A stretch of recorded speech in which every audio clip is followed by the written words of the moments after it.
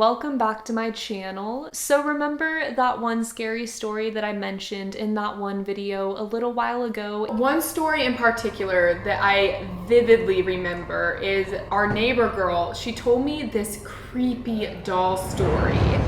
Oh my gosh, no, I hate that one. And I said I was never gonna talk about it again because it's just too scary. Yeah, I'm gonna tell that story today. It's actually 1 in the morning at the time that I'm filming right now, so I have to go to bed after this. Is it a good idea to tell this scary story right before I go to sleep? No, because I'm probably not gonna sleep tonight. I'm gonna freak myself out with this story. I have my blankie here for moral support. Just because I'm a grown adult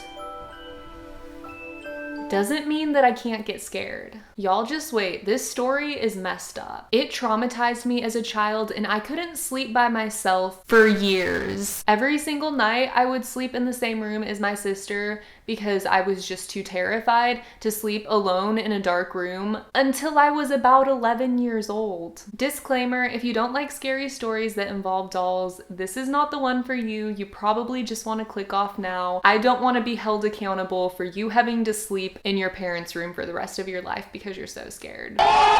However, if you love things like this, then grab some popcorn, get a Mountain Dew skis, and make sure a bathroom is nearby because you're definitely gonna need it after this story. My drink of choice is a Sprite, mostly because we don't have Mountain Dew at the moment.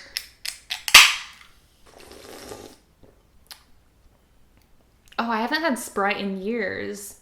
Go ahead and buckle up because we're just going right into this.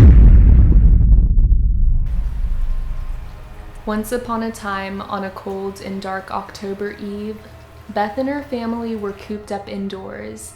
They were celebrating her 9th birthday. So Beth was opening her presents and her parents gave her this box which she began to unwrap. And as she opened it, the contents became clear.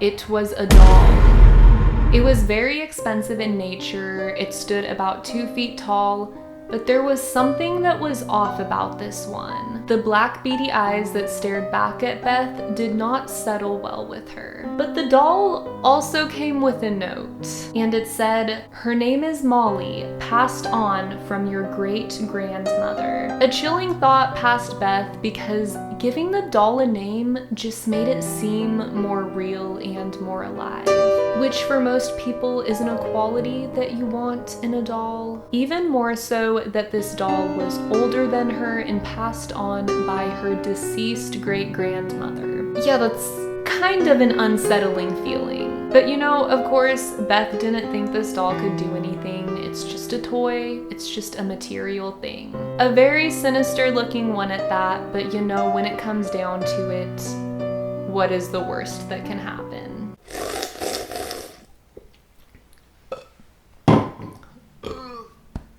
Oh boy. So trying to get rid of that inward terror that was growing inside of her, Beth just stuffed the doll into a bin and then pushed it into a closet underneath the stairs and shut the door. That same night, she was in her bedroom upstairs trying to fall asleep. All of a sudden, she heard some sort of rummaging going on, and then the creak of a door slightly opening from downstairs. So she grasped her covers tight and listened very carefully to see if she could hear what was going on. The sound of a light pitter-patter was resonating in her room, but the sound was coming from downstairs. And then Beth heard a whisper.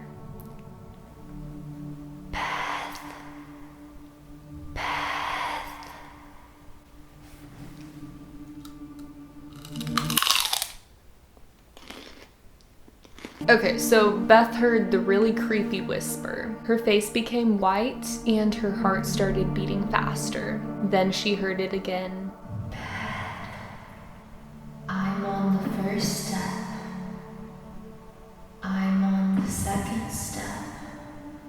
She pulled her covers over her face and minced in fear. And then she heard the sound of scuttling, whatever it was, retreating back to wherever it came from. So then basically, your girl, Beth, couldn't sleep the entire night because she couldn't stand the thought of Molly, her doll being alive.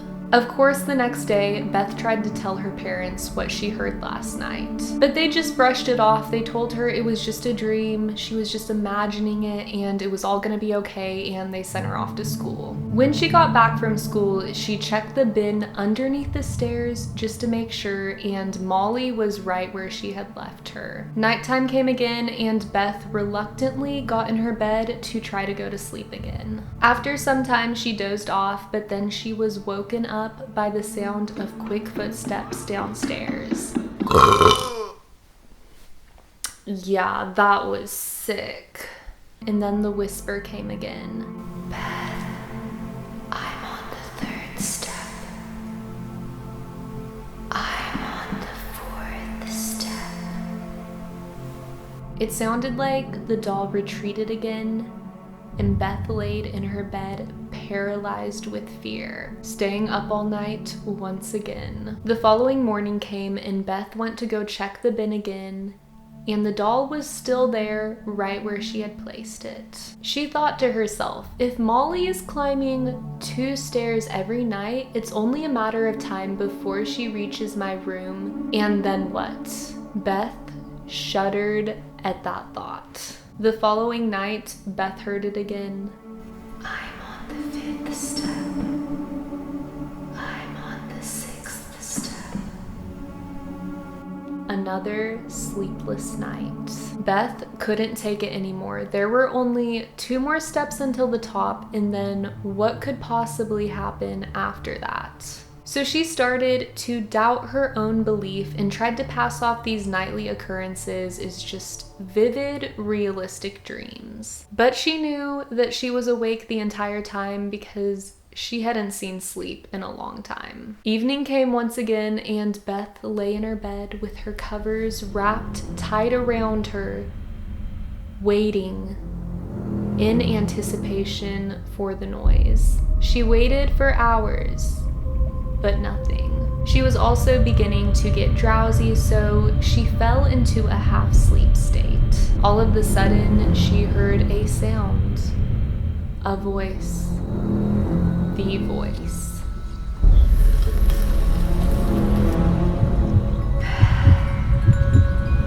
I'm on the 7th step. I'm on the 12th step. Beth's heart was pounding harder and faster than ever, and she waited to hear the sound of the doll retreating again, but she heard nothing. The eerie voice chimed in suddenly. I'm in the hallway. I'm by your door. I'm in your bedroom. I'm by your bedside.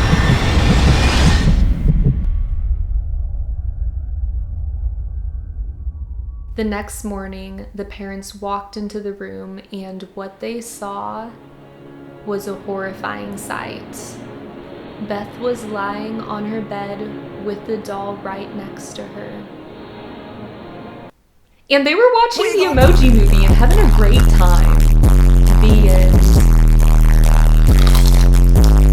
Alright guys, I hope that you enjoyed this story. I hope that it scared you. I hope that every single one of you peed your pants today. Actually, no, I really don't want that.